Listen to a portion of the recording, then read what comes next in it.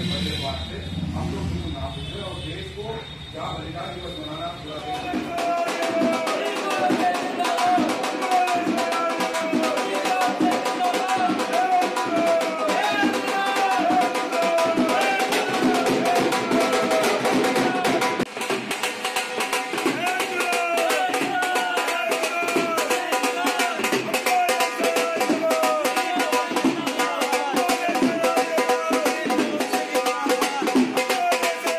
जनवरी के दिन को शौर्य दिवस के रूप में मनाते हैं, क्योंकि आज के दिन ही हमारे महान नेता हुतात्मा नाथूराम गौडसे ने गांधी नामक दैत्य का वध किया था।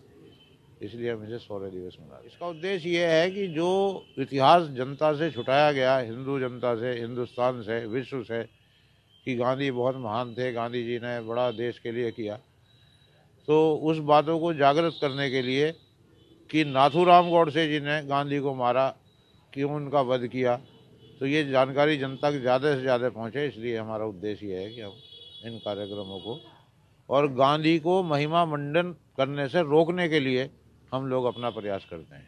जी बिल्कुल, एकमात्र एक कारण गांधी है, महात्मा गांधी जिसे कहा जाता है, उसी के कारण बंटवारा हुआ। और 15 अगस्त की रात्रि में करीब 30 लाख व्यक्तियों का कत्ल हुआ। वो हिंदू भी थे, मुसलमान थे, या वो आतंकवादी थे, या वो बेचारे निरपराध थे। ये फैसला करना आप लोगों के हाथ में है। सरकार तो उन्हें आतंकवादी मानती है कि जो अपना घर बार छोड़ कर भाग रहे थे वो मर गए तो आतंकवादी हैं। भाई आतंकवादी जिस दिन मरता है उस दिन खुशी मनाई जाती है। तो आपके देश में 15 अगस्त को इन दिनों में खुशी जो मनाते हैं वो एक बेवकूफ़ी का काम है कि याद करो उन 30 लाख हिंदू मुसलमानों को जो बंटवारे के समय कत्ल हुए। यदि वो सही थे तो आप गलत हैं, यदि वो गलत थे तो आप सही हैं।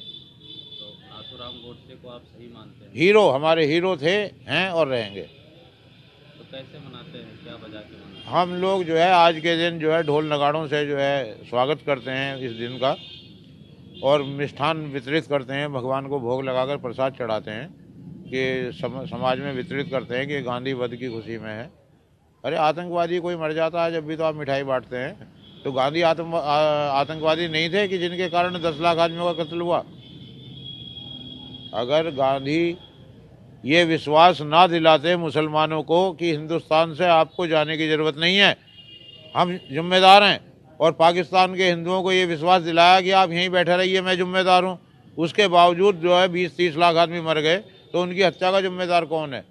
अगर विश्वास में लेकर आपने किसी को हत्यारे के सुपुर्द कर दिया तो उसका जिम्मेदार जो है, परंतु उस समय कोई ऐसा कानून नहीं था जो उन्हें कॉन्स्पिरेसी में या सीधे हत्या के आरोप में जेल भेजा जाता। इसलिए नाथूराम जी को ये वध करना पड़ा और हमें गर्व है इस पर।